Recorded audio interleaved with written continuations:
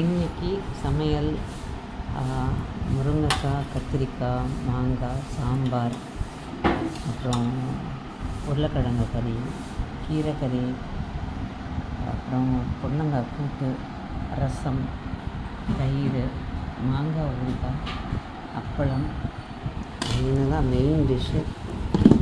சுட சுட சாதம், சோறு சுட சுட சோறு.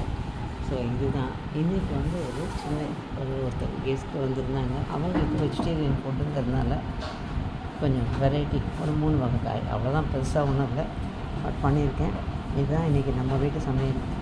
உங்கள் வீட்டில் நீங்கள் என்ன பண்ணியிருக்கீங்கன்னு கமெண்ட் பண்ணுங்கள். இது சிறுகீரை பொரியல், உருளைக்கிழங்கு ஒரு சிம்பிளாக பண்ணுற கல்யாண கறி. இந்த முருங்கைக்காய், மாங்காய், கத்திரிக்காய் சாம்பார் எப்போவுமே ஒரு நல்ல காம்பினேஷன், சூப்பராக இருக்கும். ஸோ நீங்களும் கமெண்ட்டில் சொல்லுங்கள் எப்படி இருந்தது.